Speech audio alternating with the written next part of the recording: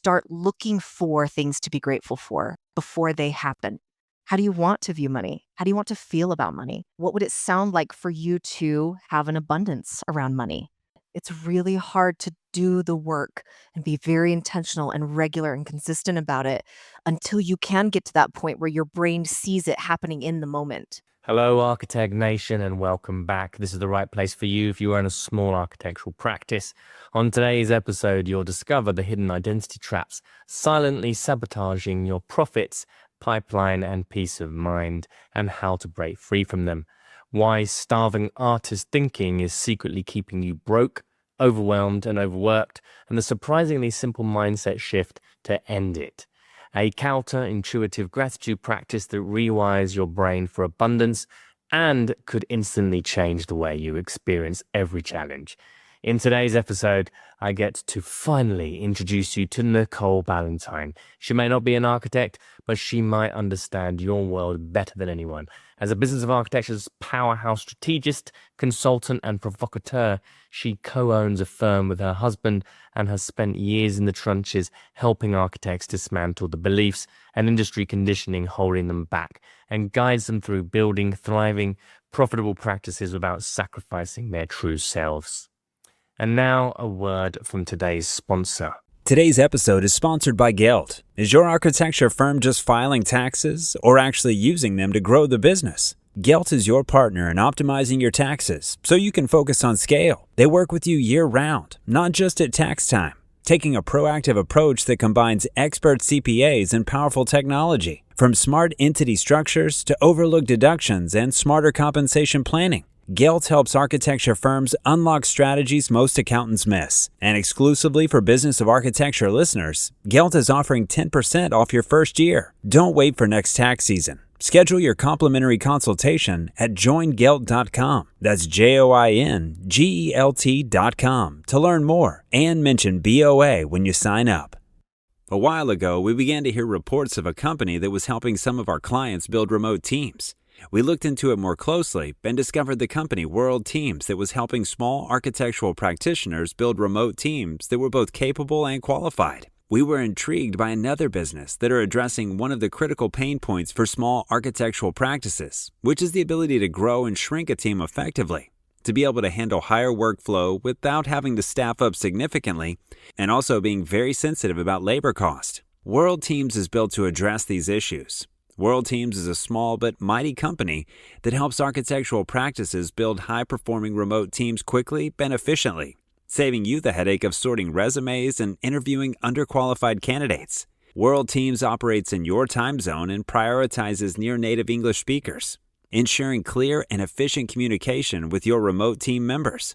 They have flexible contracts so you can adjust your team size as your needs evolve. Additionally, you're connected directly with your skilled professionals, which fosters trust and collaboration, and World Teams helps you reduce your operating cost without compromising the quality that's so important to a practice. To download a free guide for building a remote team for a small architectural practice, go to businessofarchitecture.com/World Teams. That's one word, businessofarchitecture.com/World Teams.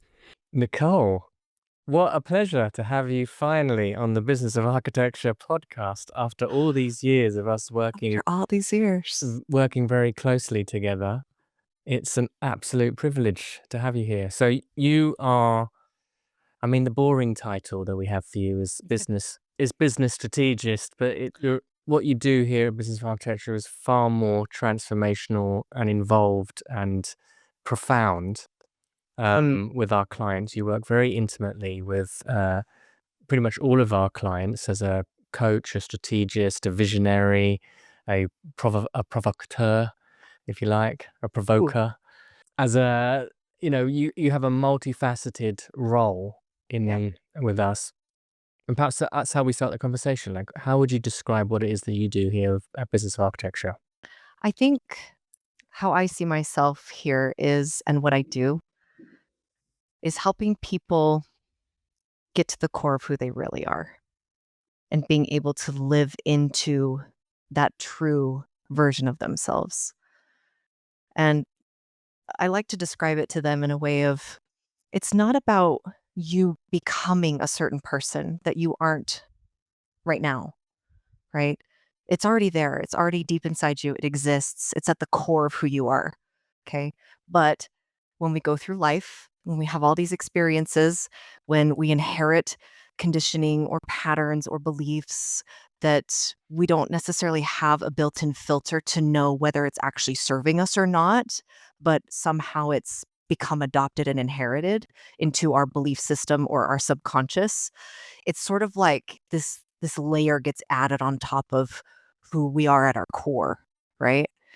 And I don't know if those layers ever 100% get fully removed for you Mm. to have only access to you at your core of your true self 100% of the time. But I do think that a lot of the work we do here and a lot of the principles that we teach, they almost make those layers become transparent. Mhm. Right, and so it's like you can kinda see through them and see that, "Oh, yeah, that's just one of those layers. That's not my core of who I really am and how I can access that to actually live into my full potential and get rid of all the versions of myself that don't serve me and that I don't like and that aren't giving me the results that I want." Why is that kind of peeling back of the layers of identity? Why is this so fundamentally important to people running their own architecture practices? Like, what relevance does it have? Because I think people exist too much in a sense of competition or comparison Hmm. in business in general. Right? They exist in like, well, what's going on in the market and what are they doing and what's my competition? How are they winning work and how are they making all this money? And I mean, we can get into even the money stories and the layers that that adds on to who we really are and what we believe money to be. But there's a constant sense of trying to compare ourselves. Okay. And that's just a natural, normal thing that we do because it gives us some feedback of who we are and where we are at in life and whether things are working or not. But it's more often than not dangerous and not serving us because then we get stuck in self criticism, self judgment, and we're trying to live up to other people's standards and other people's belief systems and other people's desires and visions for what they want to accomplish that aren't yours. Right. So you get sucked into other people's stories or sucked into other people's visions. And it's like, but that's not you. And so it feels like they have to do something like, well, they did it this way. So if I do it this way, then I'll get the same results, right? No, not necessarily. Sometimes, maybe. But when you don't see how to apply the principles behind it to who you are at your core, and you don't have a clear vision for, no, this is who I'm becoming. These are my standards of life. These are the values that I adhere to. This is who I am. Then you just get lost in the and it's you just become tossed in the sea of, well, this seems to work. Oh, this seems to work. Oh, this seems to work. And then you get lost and then you're trying to navigate business and life and money and clients and projects in this sense of like, I don't feel like I know what I'm doing. I don't feel like I have a good grasp on what I'm doing. And I feel completely out of control and I feel overwhelmed. And now I'm just distressed all the time and I'm not doing what I really want to do because you're not focusing on you. Yeah, what I love about what you're saying is that it's not necessarily formulaic.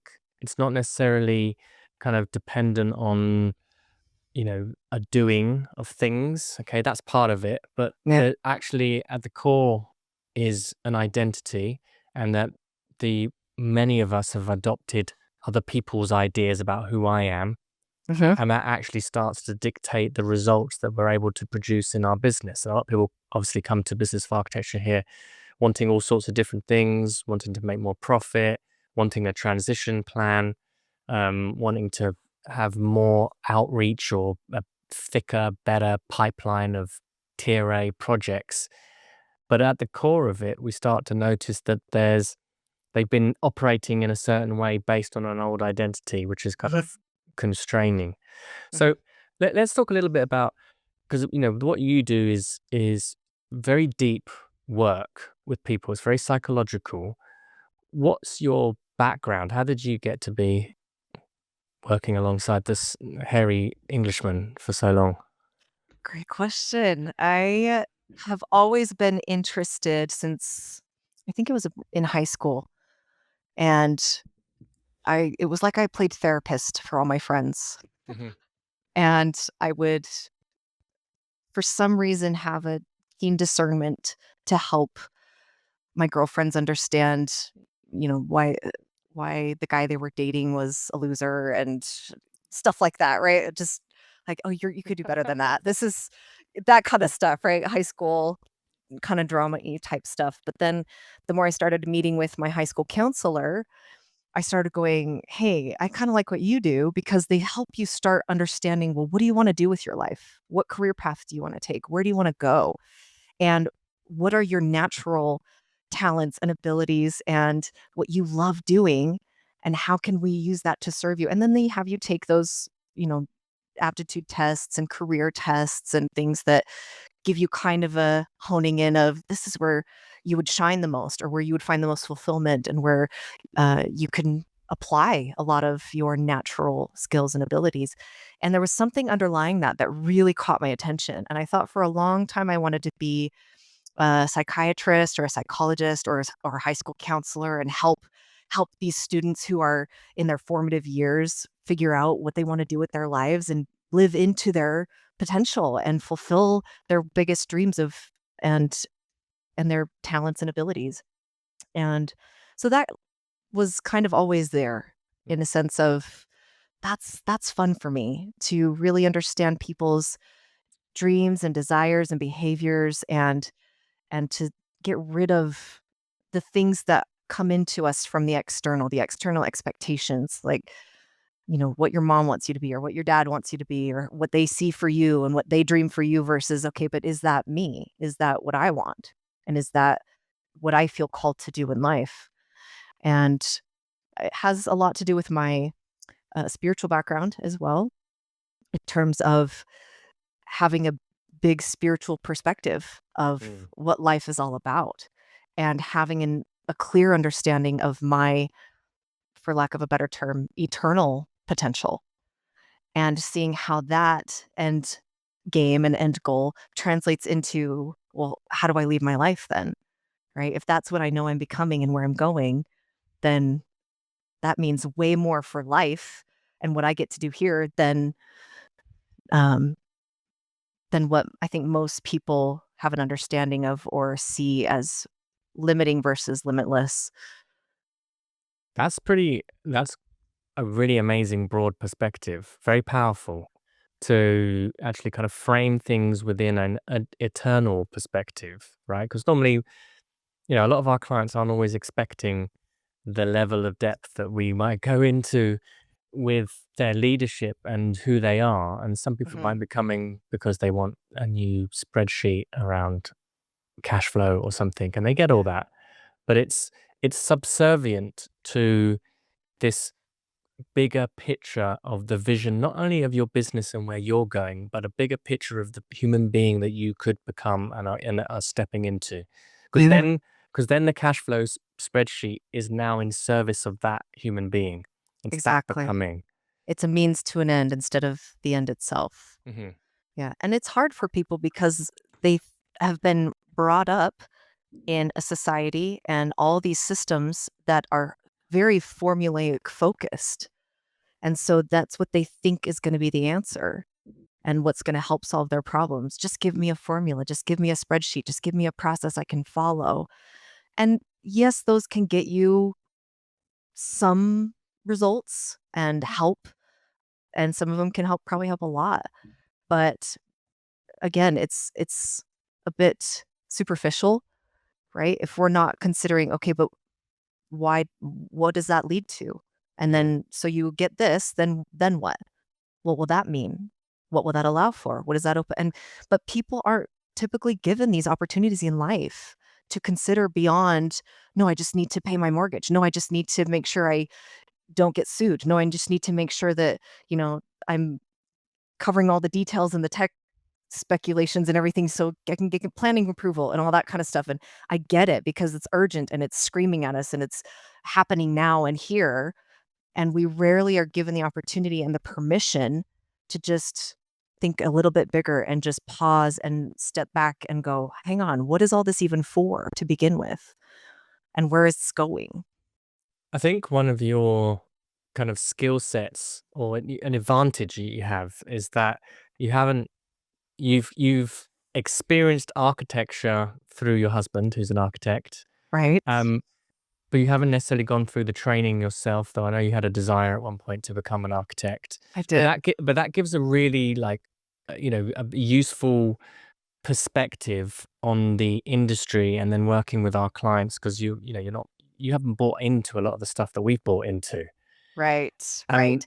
But I get it, right?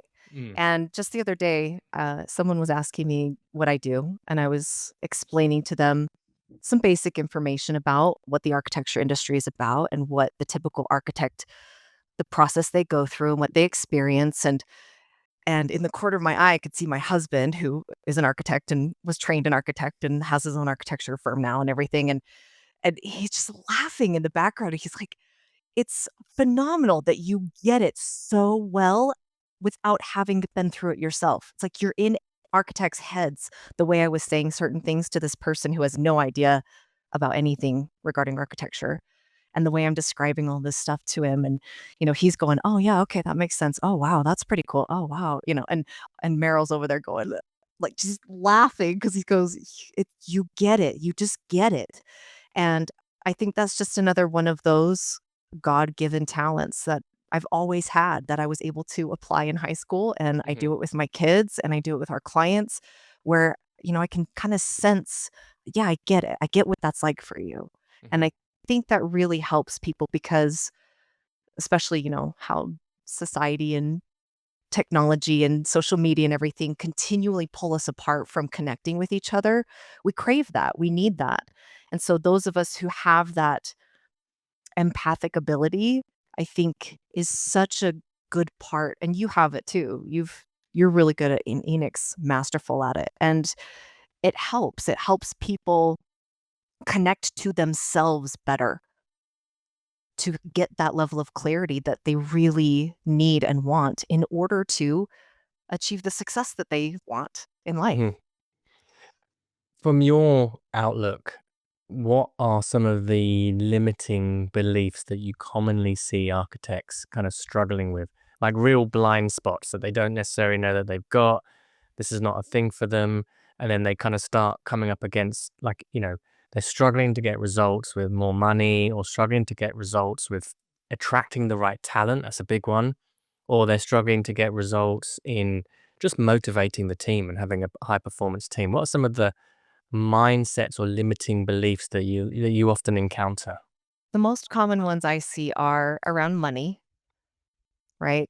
Because in school, whether it's explicitly said by a professor or whether there are undertones of, you know, messages that allude to it, is architecture isn't about money, right? It's for a greater purpose. It's a greater cause, as though money is a bad thing to associate with architecture, right? And so people are steeped in this for so long without realizing it.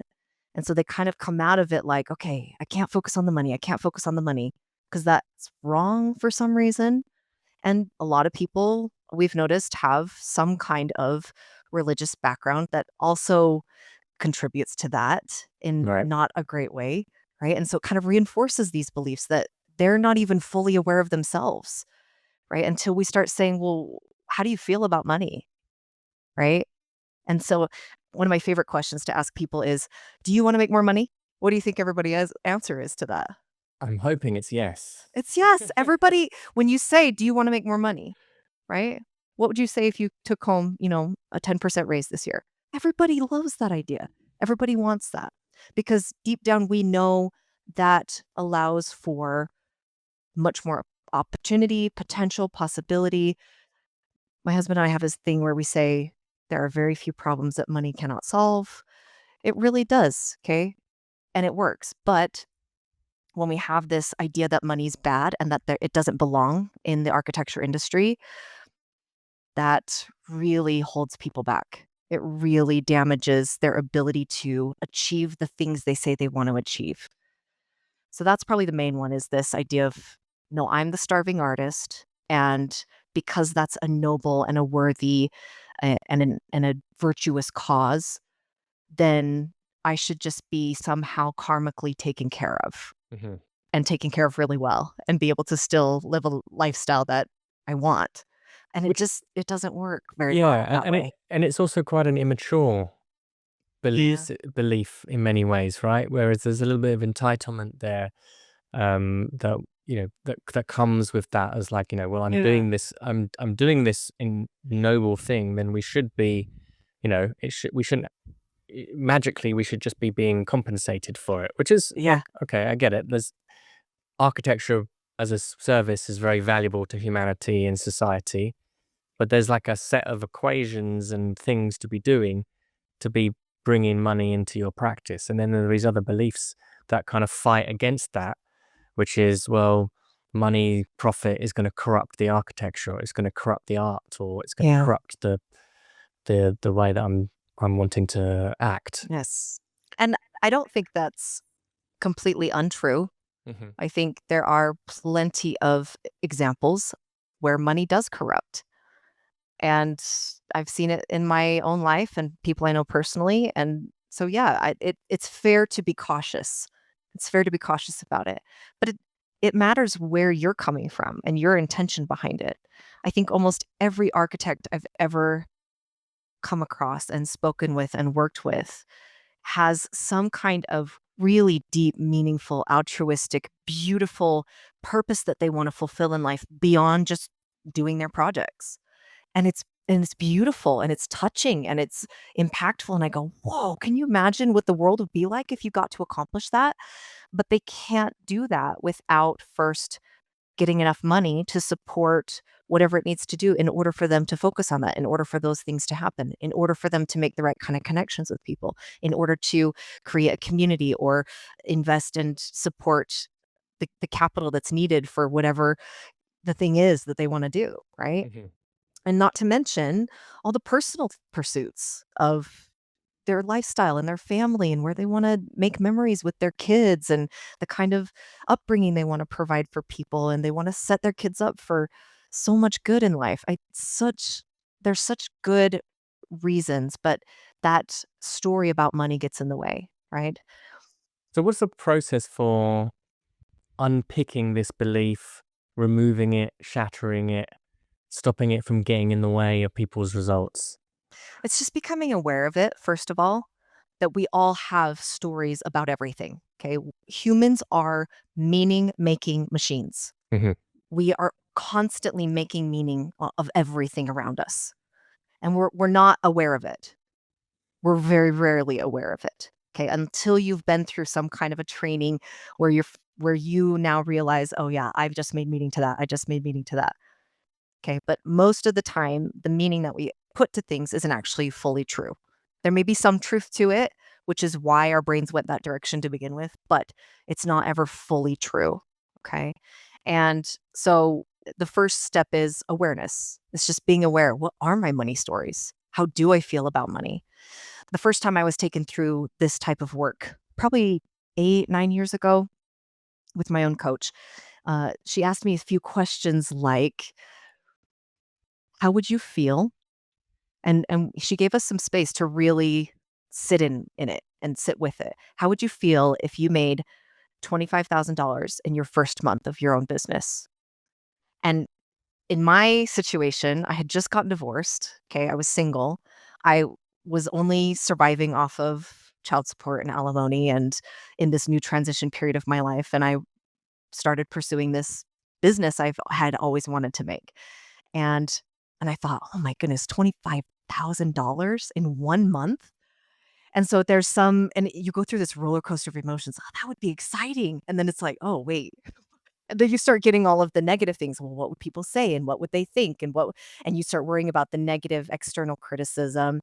And then she would ask other questions like, "What would your parents say? How would they react to it?" Well, my dad would probably jokingly say something like, "Oh, I want some. Can you," or "How'd you do that?" Right? What did you almost like, "How did you cheat?" Like, "How did you" that doesn't make sense, right? Skeptical. And that takes into question my integrity and my character and things like that. So that's I'm getting defensive about that in my own mind already, Right. right? So she takes me through all these questions about how to uncover what my stories are about money and how I feel and whether I feel I truly deserve that or not. Okay. And what I even understand money to be in the first place. What is money? What is that to you? And it was just things you never think about and things Mm. you never even consider. And we start at the surface level of, well, it's an exchange for a service or a good, and that's the value of the okay. And then we get into deeper and deeper of, well, what does that mean? Right? What does that mean to you? What are the stories that you were told growing up? What did you hear your parents say? We can't afford that. We don't have the budget for that. Money doesn't grow on trees. Right? We hear all these types of stories that are so common, and then we get into more about, well, what would be unspoken stories that were given to us about, so and so chatted was gossiping about blah, blah, blah, because, oh, look at her. She got that new purse, or she's going out to that thing, or they bought that new fancy car. And I wonder how they got that. And just there's a skepticism around money about like, money's not abundant. You can't just, Yeah, and if you have obviously you've done something yeah, underhand or sly, or there's a kind of negative yeah, connotation to it. yeah, yeah. As if it's not easy to earn. Mm. Right? As if it's not, you have to do a lot to deserve it. You have to work really hard for a really, really long time in order to actually deserve it. And it's like, okay, hang on, where did that come from? The penance that must be paid in order Yeah. to be earning. Well, that Yeah. fits very nicely into the kind of architect's mindset of suffering, Yeah. and Yeah. like we've got to suffer for your art kind of attitude that we bring I in, know. and I it kind of know. like constrains that kind of gets implied onto money as well. Yeah. And so it provides this paradox. It introduces this paradox for architects, especially the architects who have gotten to a point where, well, I don't want to do someone else's design. I want to do my own design. Okay, so I'll just start my own business. I'll just do it myself. And now they have to step into the marriage aspect of that's business. Okay. Business and architecture are very different animals, and they were not taught anything about business or money or management or how to build a team or how to be an HR person or how to cover your legal side of things and not get sued in an employment situation, and what insurance do I need to do and how do I do payroll and how do we make sure we invoice correctly. And I mean, there's so much in business that people are not taught, and that's just the functionality of things. That's not even talking about actual leadership, like effective leadership. That's a whole nother level, right? Mm. And and so they get sucked into all of that without realizing that comes along with you starting your own business and you doing your own architecture. And then they just find themselves drowning, and they have this paradox of, well, I can't pursue the money, but I think really subconsciously they know more money would solve a lot of these problems because you could outsource it and pay someone else to do it and all these things and you don't have to worry about it. And so they struggle between this. They don't know how to make sense of it when they don't work through the stories. When you don't work through what's that layer that someone gave me at some point that's not my truest self. And how do I do the work to make that layer either removed sometimes or at least transparent so I can really get straight and see at least see straight through to that core part of who I am. Well, it's so interesting that, intellectually we understand, okay, I've got to make more money. Having more money is going to make me have the ability to bring in more people. We can kind of shout this till we're blue in the face about money and profit is agency, and it's going to be the thing that it's the energy that you need to have to be able to fulfill on your mission. However, there are these, like you're illustrating, these kind of silent handbrakes that are on in the background, which is much more kind of emotionally based in these ancient belief systems that aren't even yours. You kind of picked them up, inherited them from your family, from the industry, from peers, contemporaries. Well, but it's also happening every moment of every day. If Right. you're on social media at all, if you pay attention to the news at all, if you have a political stance at all, everything is about money. And the message that we get about money in everywhere in our lives, the bill that just got in the mail, the phone call that we just got about our kids' soccer fee that's due, all of these things have this underlying message of scarcity, that there's a sense of scarcity around money. We don't exist in a society that has an underlying message of abundance around money, right? But it's all internal. And what's great about it is you have the ability to shift that. You can rewire your own brain to get out of that old belief system and take on a new belief system and begin operating out of that, regardless of how society continues to operate around money and how they make money seem to everyone in a sense of scarcity.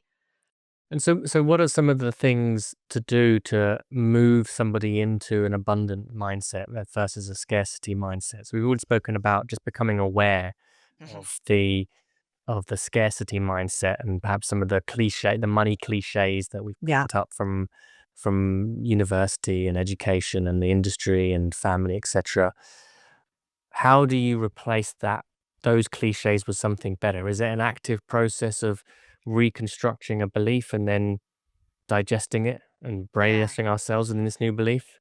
Yeah, basically, right? It is, for lack of a better term, was a form of brainwashing, right? Because you are washing your brain, right? Your brain has specific hardwiring and it's operating a specific way. But we know, right, from proven neuroplasticity, our brain is neuroplastic. We can rewire it. It's not easy. It's not simple. Otherwise, everybody would be doing it all the time. But once you become aware of it and you be intentional in terms of putting a process and a habit and a routine in place, a mental habit and routine in place, that's how the rewiring happens, right? So, like I said a minute ago, step one, awareness. Just being aware that this is even a thing, that I even have a money story and just accepting it, right? Sort of like that first step of the 12 steps to recovery is just acknowledging that this exists. And you have to be okay with it. Okay. It doesn't make you wrong. It doesn't make you bad. There's nothing wrong with it. It's not a moral thing. This is just how it is. This is just how you've been brought up. This is just the way the world is. But we don't have to follow along with it. Okay. So just awareness. Now, what I find with people in general, maybe architects specifically, or even more so because they're very intellectual.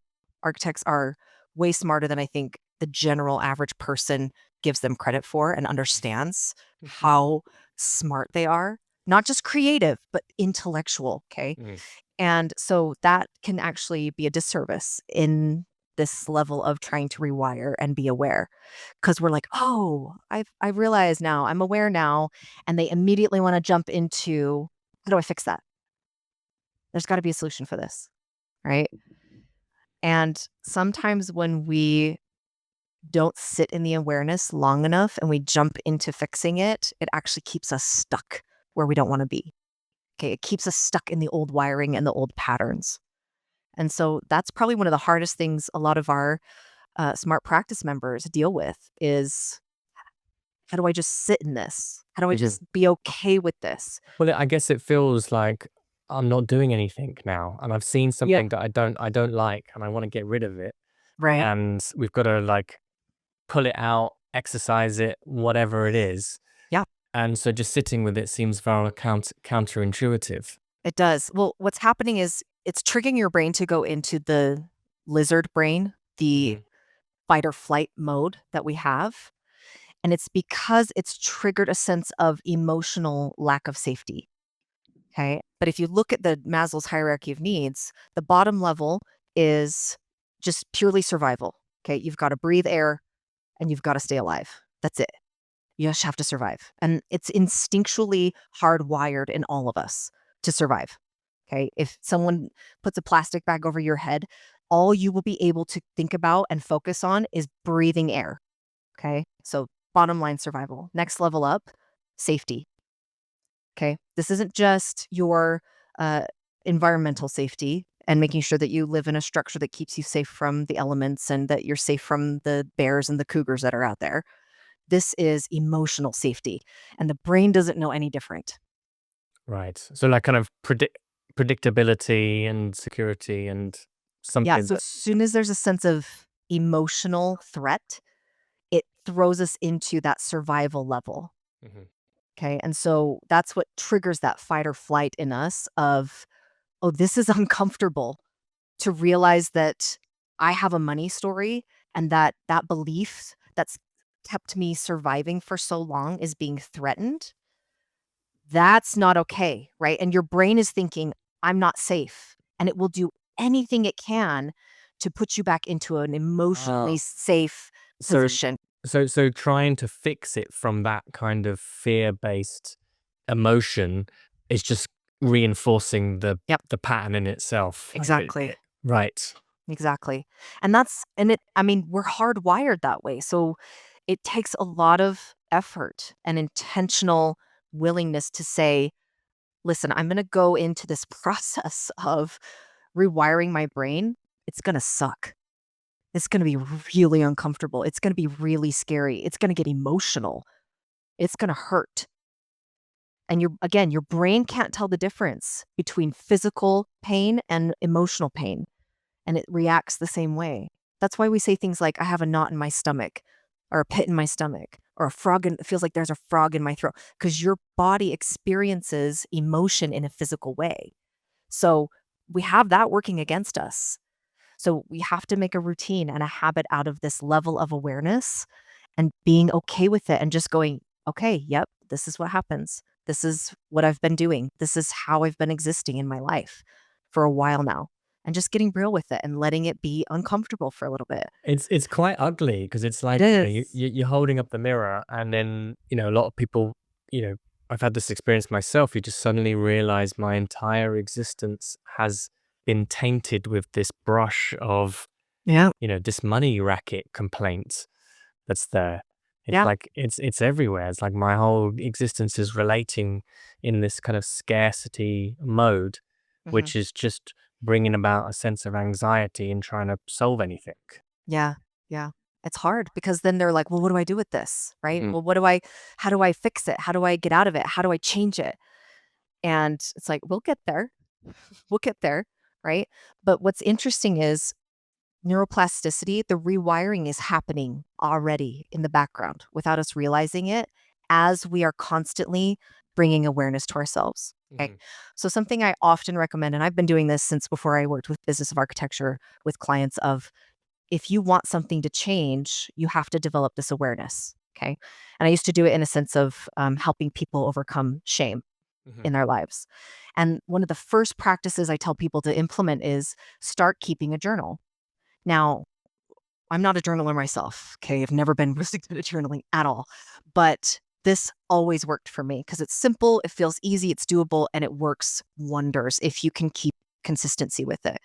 So I picked this up from one of my own therapists at one point who told me to start a gratitude journal and just start writing down 3 things at the end of each day. Keep your notebook by your nightstand and write down 3 words. That's it. You don't have to go into detail or anything. Husband, food, clothes at the end of each day, right? And what happens is you start with the very obvious things, the most obvious things, my house, my car, the things that are just like, oh yeah, I'm grateful for that. Okay. As you stay consistent with it, you start to get deeper and you start to go, I'm really grateful that I had that experience today. And you start to recognize things that aren't as obvious. Okay. This is that awareness key happening for you. Mhm. Now, what's cool about neuroplasticity is your brain will eventually, as long as you're consistent, start looking for things to be grateful for before they happen. You're going to go, let's see, what can I find throughout my day that I'm going to write in my journal tonight? Okay. What do you think that does when you are actively seeking out ways to be grateful? And you're going to find them. They're everywhere, constantly. And instead of just looking back and thinking, let's see what happened in my day that I can be grateful for. Oh, that was a cool thing. Okay. It's like, no, it's a constant, immediate, always happening to you, for you. And it becomes magical, right? And in that process of going from considering it in hindsight to now you're looking for it before it happens, that's neuroplasticity. That's rewiring. Okay. It's magical. And you can do this with anything. Okay. So you can do this with your money stories. So anytime you look back, say you do a money story journal, at the end of each day, and you start writing down the 3 things, like, where did a money story show up today? Where was I in scarcity around money today? Was it when I was at the checkout at the grocery store and I saw the number pop up and I thought of that stupid YouTube video of pay your $80 for 3 things and get the heck out? Or like, what's coming up for me, right? And is it causing tension? Is it causing a sense of scarcity instead of abundance? Okay. And start writing those things down. And if you can stay consistent with that, right, the rewiring is happening subconsciously. You're not aware of it. So the actual kind of awareness and documentation is already beginning to like dissolve the beliefs. They Yeah. dissolve the power that these kind of belief systems have over us. The awareness in and of itself, right? Because what it does when we're intentional about it Hmm. is it's like it clears out this space.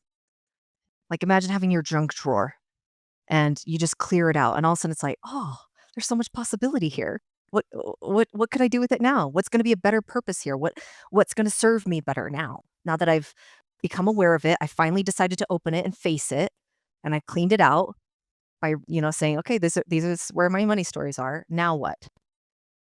Well, what do you want it to be? How do you want to view money? How do you want to feel about money? What would it sound like for you to have an abundance around money? Okay. Now, some people go super extreme and try to accelerate this process by doing massively uncomfortable things instead of doing this very slow process where let's use this grocery store example, once they swipe their card or they tap it and they're checking out and they see the number and they recognize, "Ooh, that tension that I just felt, that's my money story. How do I rewire this now immediately? What can I do that is an abundant version of me? I'm gonna pay for the person behind me too." So some people go extreme if they want to really accelerate the rewiring. Hmm. Okay, it's way harder. It's it's way more confronting. It's way more uncomfortable. Some people will do it. I like Most people would prefer the step by step, right? well, Either way, it works. yeah, and it's a very kind of powerful way of interrupting that pattern. It reminds me of the phrase of money can't buy. Anyone who says money can't buy you happiness hasn't given enough away. Yeah, yeah, And it's like it's a real sort of like counterpoint of just suddenly doing something generous yeah. and being in abundance and not being kind of fixated on the number. Yep. Yep. Yeah. I heard it from someone who was talking about it in a relationship sense the other day. And they said as soon they would start to pattern interrupt when they would get in an argument between a husband and a wife. And as soon as one of them noticed, they would just immediately start kissing the other one. Immediate pattern interrupt. And you're going from scarcity to abundance. And it interrupts those patterns in your brain, the wiring and the synapses that have been strengthened so much for so long because of these patterns that we get stuck in. So Mhm. awareness, just be aware, right? The more you're aware, the more you start to it clears out your mind. And the more your mind starts to be able to go, well, what do I want? Well, how would I prefer it be? Well, how do I want to feel about this?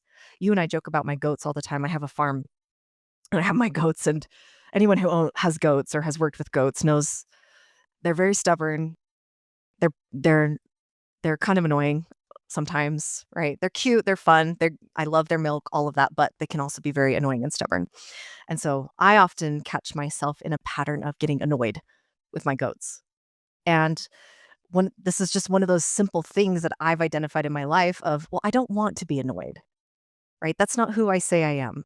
I don't want to live in my life and exist on my farm and be around my kids and be around my husband and come to my clients with this lingering annoyance of my goats outside. It doesn't make any sense. It's stupid, right? And it's not true to who I am, Mm. to my core version of me. Okay. I get a little payoff from it. I get a little kickback from anytime I do get annoyed and I give into that. But the more I get aware of it when it's happening, like when my goat starts kicking while I'm milking her and my default pattern is to get annoyed. Now I recognize it while it's happening and I go, okay, where can I be grateful instead? Because Mhm. I want to be a person in gratitude and abundance, not someone in annoyance and scarcity. It's such a simple practice, like the kind of just taking note of things that I could be grateful for. And like we've seen it with our clients as well, and in our own lives, becoming more and more grateful is like a muscle that you develop, and then you Yep. start becoming grateful for things that are not your preferences, like Mm. like things that you don't want to have happen that are happening to you or have happened. Like Having gratitude for the bad things, the yeah, suffering. starting having gratitude for those sorts of difficult or challenging circumstances. That Yep. takes something, and it That's but another it level, but it's yes. there. It's It there. is, it's possible. Yeah, can you talk a little bit about that? Like Yes. how do you become grateful for challenges? Awareness. Again, an awareness, right? Too often we are just on autopilot in our lives, trying to just get all these things done. We have to do this, we have to do this, we have to take care of the kids, we have to take them to school, we have to take them to soccer, then we have to do dinner, then we have to clean, then we have to blah, blah, blah. Then we have to go to this thing, then we're going to go to that party, and then we got invited to this. And it's just constant. Oh, and I still haven't even done all my CAD drawings and redlined everything, right? It's like that's just another side of my life, aside outside of business, outside of my family, outside of my interests, right? So we're constantly in this busy, busy, busy, go, go, go, do, check that off the list one at a time. Now what's next? Now what's next? Now what's next? Okay. And this is where things like meditation become very valuable because it gives you that opportunity to just slow down for just a minute. Just slow down for a second. Just let yourself have 2 minutes. Okay. And if you need to couple it up with something to start because that's what feels easiest, like sitting on the toilet or whatever that looks like, where that's the only opportunity I have. Okay. And I say that because I'm a mom. And so that's sometimes the only time we feel like we have to ourselves. But, maybe you get to work and you turn off the car and you just sit there for a minute. After you turn off the ignition, just sit for a minute. Just give yourself that time to slow down. Okay. And then it's similar to that gratitude journal approach. Just take a bit of an account of where can I be grateful for suffering? Now that's hard for a lot of people to even consider, right? That makes no sense. How should anyone ever be grateful for suffering? No, we're supposed to be joyful. We're supposed to be free. We're supposed to have a sense of ease. We're all striving for those things. So why would I even focus on suffering? Isn't that counterintuitive? It's like, hold on, hold on. Let's look at the past. What suffering have I experienced in my past? Well, that's a lot. Okay. You can pick any amount of suffering, and then you can ask yourself, what good came out of that?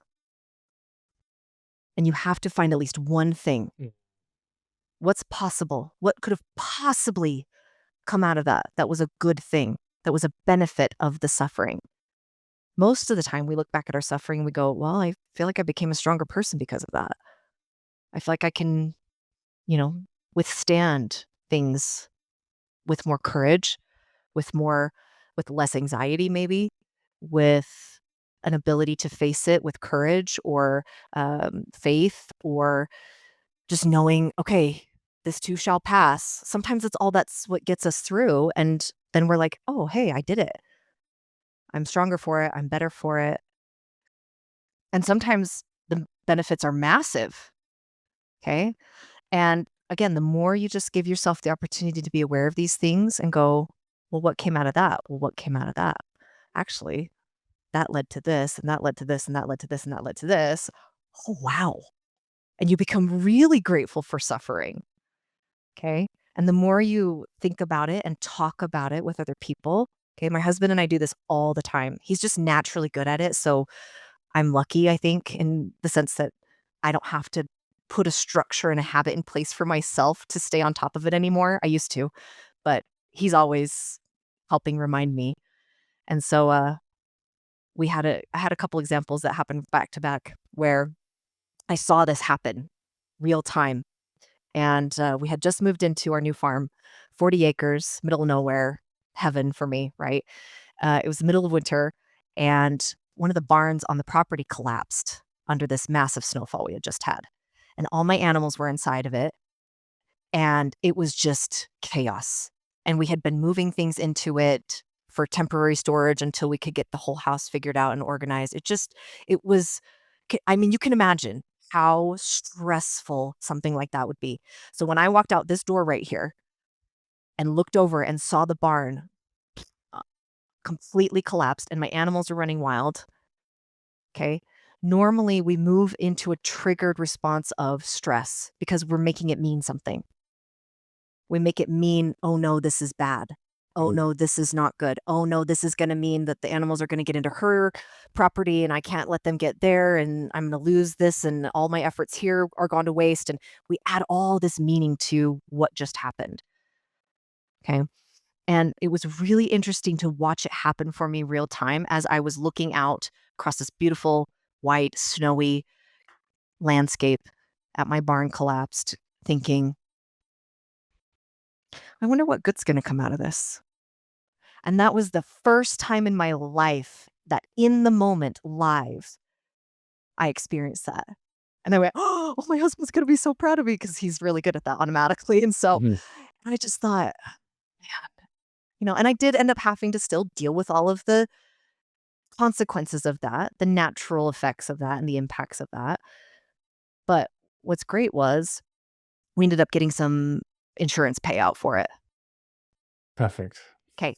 Now think back. Imagine if I had gone through all the stress, all the anxiety, all the worry, all the negative, stressful feelings that science has proven are very terrible for your health, for your relationships, all these things. Okay. And the impact that would have caused on everything else in my life Oh. had I taken that route. And then all of a sudden a check showed up in the mail and I was like, oh, well, okay, that was all for nothing, Mhm. mostly. It was And it's pointless. it's amazing as well, like what you say there, like just the ability to be able to let go in the moment of the trigger response, because that trigger response, once we're in it, now we're carrying it around throughout the rest of the day, Yep. and then you go and see what kind of things you now start attracting into your life. Yes. Oh, don't even get started on that. That's Yeah, I'm sure we've got lots of anecdotes, stories to share about, a trigger response. I mean, I yeah. had one recently when I was getting upset about not a taxi not showing up on time, Yeah. and I really lost my temper, and I don't usually lose my temper, but I was very annoyed, and I had this energy about me, and then other stuff just started to go wrong. Yeah, you start stubbing your toe and Uh, yeah, all your shirt gets caught. Yeah, and I tried to go into the subway and the machine wasn't working, and then and I could see it and I was like, I'm making this happen, and then I jumped into another taxi and the taxi driver shouted at me and I was like, okay, I'm carrying some smelly stuff here. Yeah. Yeah. I now needs to let that go because I'm attracting all of this negativity, and again it was quite profound because it was like, right, yeah, so don't got to catch that and let go of it. Yeah, and it's hard. It's Mhm. really hard to do the work and be very intentional and regular and consistent about it until you can get to that point where your brain sees it happening in the moment. Okay. But that's neuroplasticity in happening in real time. Mm, Whereas I look at other experiences of my past that were way worse than that.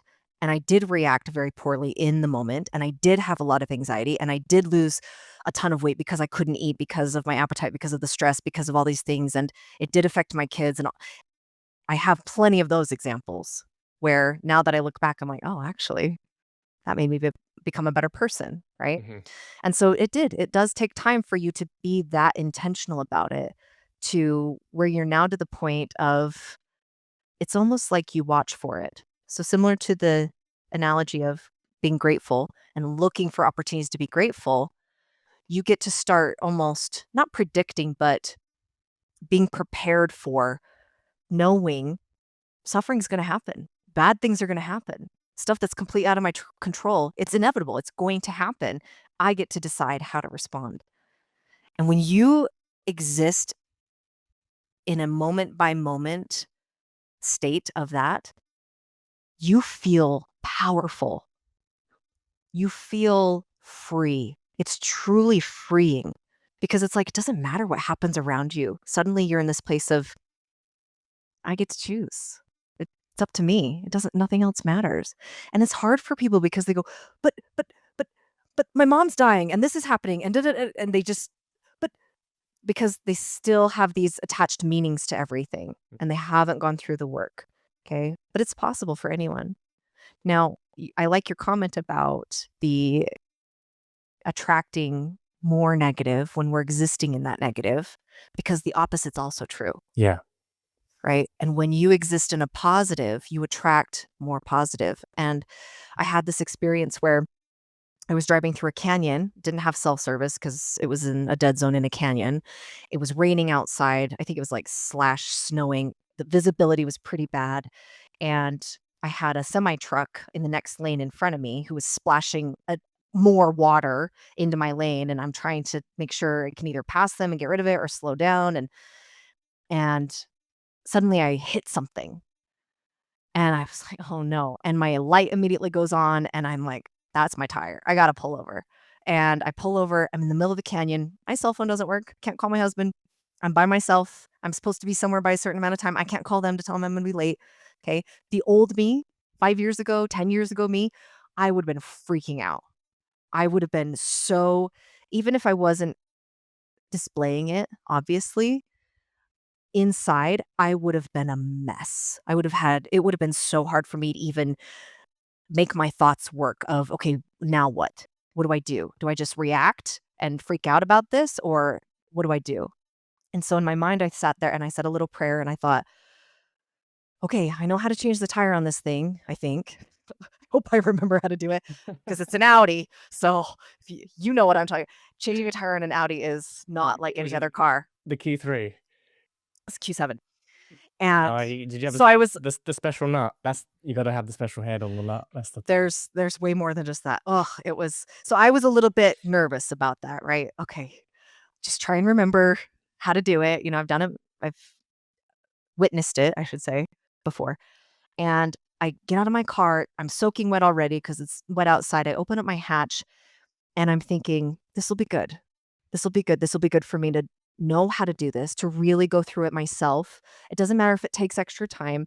It'll be okay. I'll call them when I get out. I'll let Meryl know when I'm done. And I'm walking myself through this. It's okay. Everything's fine. Everything's going to be okay. And in that moment, a truck pulls up and says, "Hey, do you need help?" Yes, please. So thank you. But then I'm thinking, oh no, this is an Audi. This is not like changing a tire on most other cars. Okay. And so I'm starting to tell him, okay, let me just tell you, this is different. Da, da, da, da, da. Guess what he said to me, Ryan? He's like, "Oh, I got it handled. I've got an Audi at home." I've worked on Audis for 20 years. There you go. I manifested that because I chose not to be put in a state of negativity. Right? He could have possibly shown up anyway if I had been in a moment of freaking out. That's Sure. possible, right? But I saved myself all that internal stress and freaking out and all the impacts that causes. So, yeah, it's on both sides. Well, it's also like if you'd been really stressing out and like flipping out and just being manic, that you're just giving off a certain energy that someone's going, "Yeah, let her. Oh, yeah. Imagine if Let that me just let her- energy let me just let had her been deal with picked up herself." by, yeah. You You know, never know, you're right? kind of you're literally communicating out into the world. Yeah. So why risk it? Yeah, Yeah. It's amazing. hard. It's hard for people though, and I feel for them because I've been through that. I Mhm. remember what that's like and existing in that and not understanding it and not being able to make sense of it until you actually do it. Until you be intentional about it and set the stage for, okay, I'm going to do this. This is going to work. Love it, I do Nicole. too. That was amazing. We're gonna have to get you back onto the podcast. Yeah, we'll have We've to talk about other we've gone for an hour stories. and we could talk for another 3 or 4. Oh yeah, you and know I what? could go all night. So we'll have to have you back and do more of these conversations because that was amazing. So thank you so much. Thanks. It was fun. Appreciate it. And today's smart practice tooltip. Every great practice runs on great people, but finding them, that's the hard part. The Rockstar Hiring Guide gives you the exact tools we use inside the smart practice operating system to attract top tier talent. Even if you think your firm's too small or the market's too tough, This isn't theory, it's a plug-and-play system built for architecture firms like yours. Grab your free copy at businessofarchitecture.com/rockstar. And now, a word from today's sponsors. Today's episode is sponsored by Gelt. Is your architecture firm just filing taxes or actually using them to grow the business? Gelt is your partner in optimizing your taxes so you can focus on scale. They work with you year-round, not just at tax time, taking a proactive approach that combines expert CPAs and powerful technology, from smart entity structures to overlook deductions and smarter compensation planning. Gelt helps architecture firms unlock strategies most accountants miss. And exclusively for Business of Architecture listeners, Gelt is offering 10% off your first year. Don't wait for next tax season. Schedule your complimentary consultation at joingelt.com. That's JOINGELT.com to learn more and mention BOA when you sign up. A while ago, we began to hear reports of a company that was helping some of our clients build remote teams.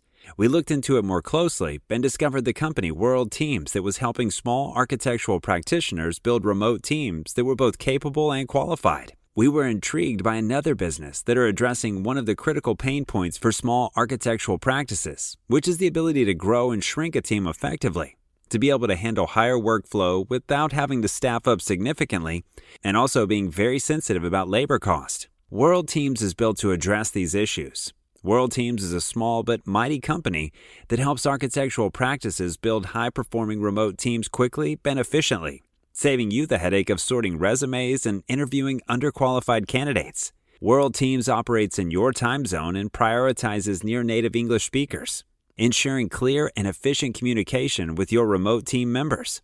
They have flexible contracts so you can adjust your team size as your needs evolve. Additionally, you're connected directly with your skilled professionals, which fosters trust and collaboration, and World Teams helps you reduce your operating cost without compromising the quality that's so important to a practice. To download a free guide for building a remote team for a small architectural practice, go to businessofarchitecture.com/World Teams. That's one word, businessofarchitecture.com/World Teams. As a reminder, sponsorship is not an endorsement, and you must do your own due diligence before entering into any business relationship. Go to businessofarchitecture.com/World Teams.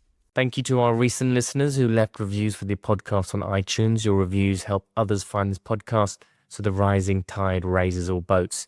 To be acknowledged on the show, open up the podcast app on your iPhone, search for Business of Architecture, and after clicking on the show, scroll all the way to the bottom and leave a review. Today's episode of the Business of Architecture show is sponsored by Smart Practice TM, the world's leading step-by-step solution for small architectural practice owners that want to structure their existing practice so the complexity of business doesn't get in the way of the architecture. Because, you see, it likely isn't your architecture skills that hold you back. It's the business aspects of running a practice, managing projects and people, dealing with clients, contractors, and of course, money. So if you're ready to quit being a glorified administrator and get back to architecture again, go to smartpracticemethod.com to discover the proven, simple, and easy to implement Smart Practice Method that is revolutionizing firm management for owners and teams. Hey, Rion Willard here, and I want to thank you for joining us today and remind you that the views expressed on this show by our guests do not necessarily represent those of the host, and we make no representation, promise, guarantee, pledge, warranty, contract, bond, or commitment except to help you conquer the world. Carpe diem.